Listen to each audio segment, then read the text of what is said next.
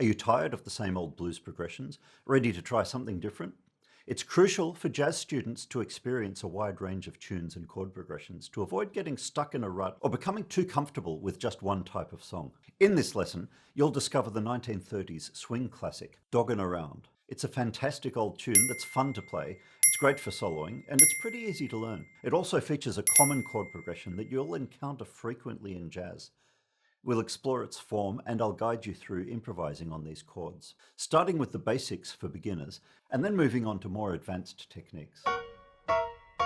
If you've watched some of my recent videos about using the major blues scale to improvise over major or blues chord progressions, you'll be familiar with the concept and the sound of that extremely versatile scale. Most of my recent lessons, especially the guitar-oriented ones, have focused on the blues. And why not? It's probably the most common of all chord progressions used in jazz. But I realize it is also often, too often, the go-to thing for jazz teachers to work on with beginner students. But it doesn't need to be. I bet that if you are or have been a new jazz student who's gone to more than one teacher, or maybe gone to a jazz camp or something like that, you've encountered some jazz bro who's taught you a blues. Oh, sorry I'm late. Traffic, you know. The beginners, right? So who knows a blues? Well, this video is for you if you're new to jazz, if you want to refine your swing style key center playing, want to check out a tune you might not have come across before, or if you're a jazz teacher. There'll be lots of very clear explanations and illustrations for guitarist, but it's for all instruments. It's a cool old tune. Links to PDF of the notation plus guitar tab are in the description. This lesson is about a tune called Doggin Around. It was written in about 1937 or 1938 by Edgar Battle and Herschel Evans. Edgar Battle was a multi-instrumentalist, perhaps most often a trumpet player, and a songwriter as well. Herschel Evans was one of the early stars of the Count Basie Orchestra, playing tenor sax and famous for his tenor battles with Lester Young, his colleague in the Basie band. Another good recording is by Zoot Sims in 1962, and I used to love playing this tune with my own Kansas City-style swing band around Sydney, Australia in the 1990s. It's a fun tune to play. Doggin Around has what's called a 32-bar or measure AA-BA form.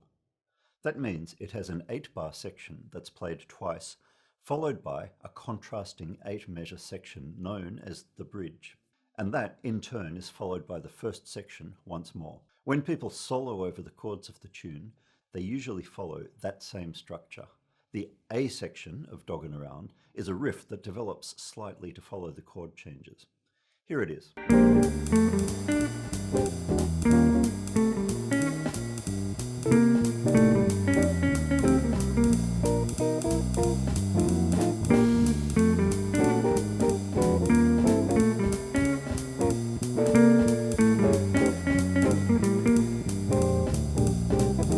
And here that is again, more slowly this time, with a focus on fingering for guitar.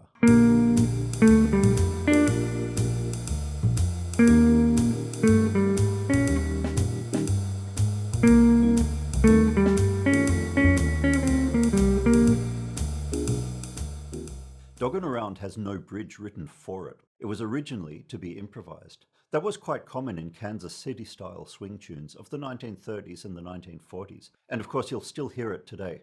Here's a bridge that was written for this tune on a 1954-55 recording led by Al Cohn and Joe Newman. A link to the original of this version is in the description.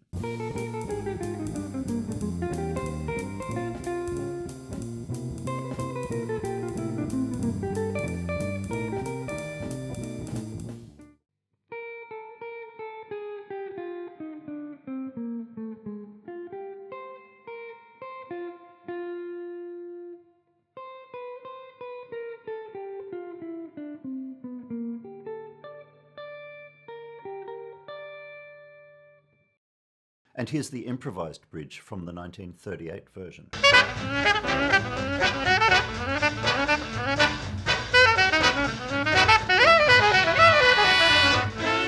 A link to the original of that version is in the description. But for this lesson, let's use this simple bridge that I made up for it.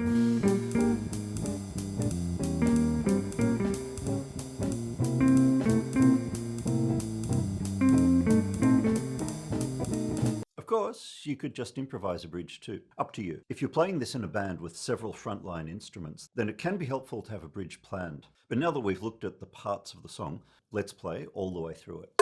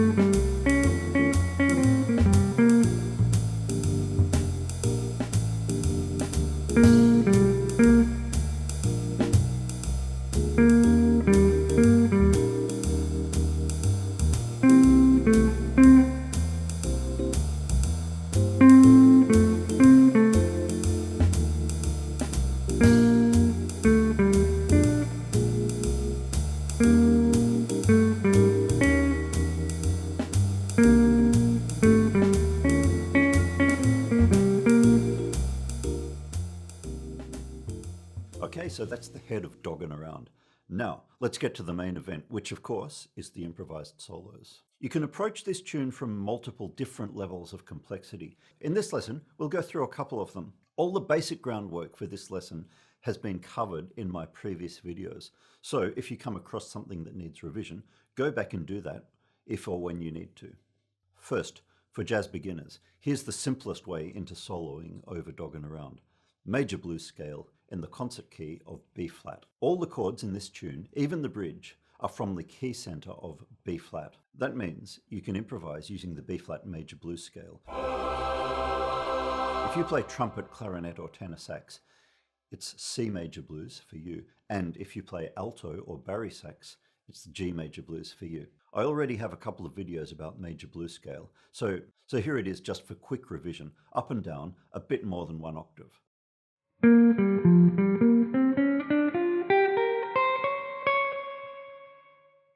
I started there on the keynote B flat and went down to the fifth below that, back up all the way to B flat an octave higher, then as far as the flat 3 above that.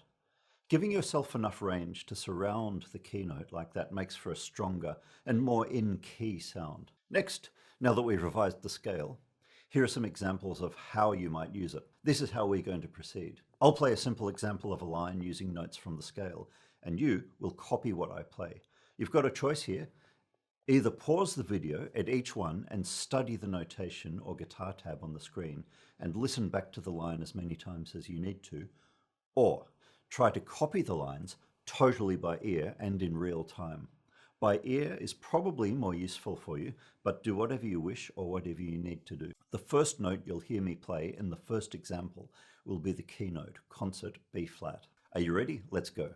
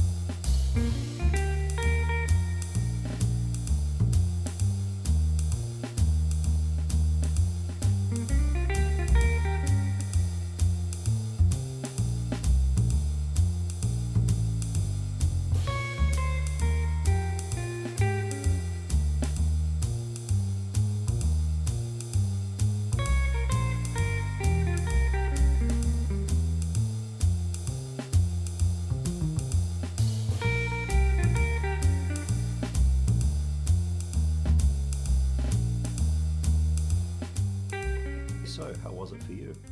Do it all again if you want to, or move on to the next part of the lesson. Now you'll be improvising while I play the chords of the A section of Doggin Around. Play similar, kind of jazzy sounding lines, similar to the ones you just copied. If you're more experienced, then shred away. Here's a short example of me soloing.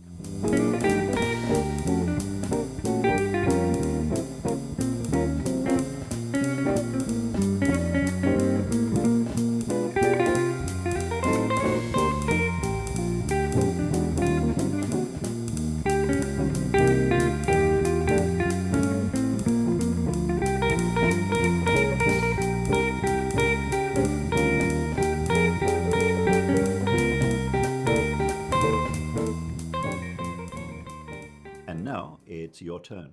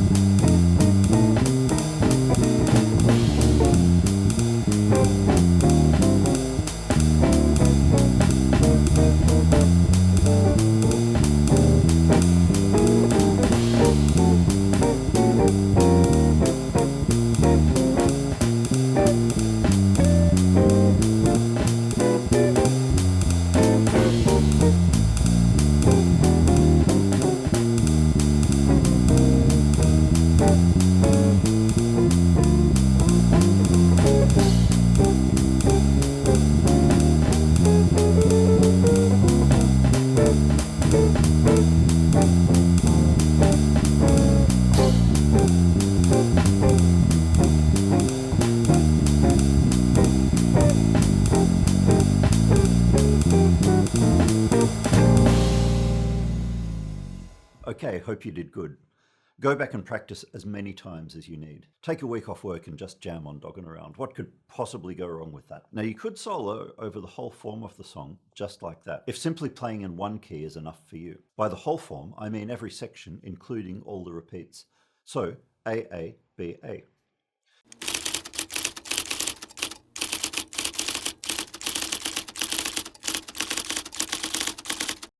All right, next we'll add a bit of complexity by changing the key centers at the bridge.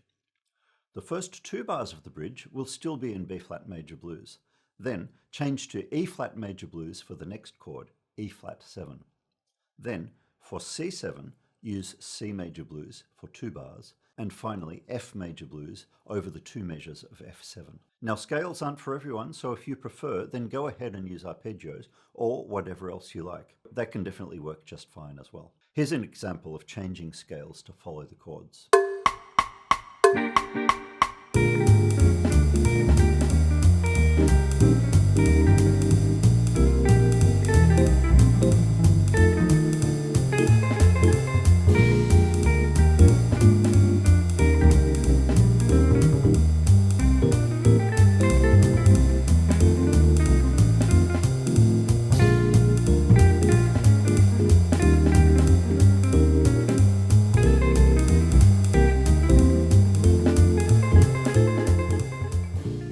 Now, it's your turn. First, we'll just repeat the bridge to practice those key changes. 4 times through the bridge. Ready? Let's go.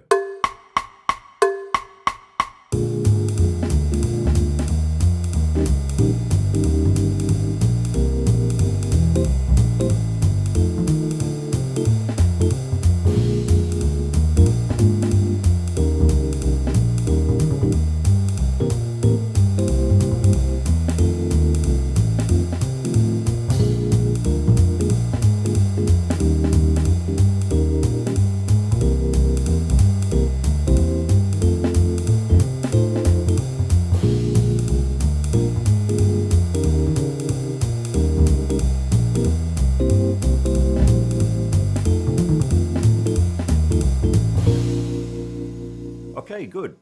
Next, let's put it all together. The backing track will now go twice through the whole form of the song. B-flat major blues will work throughout, or use B-flat major blues for the A sections and change keys to follow the chords through section B, the bridge. I'll guide you through it at first, but eventually you'll be left to keep track of the bars by yourself.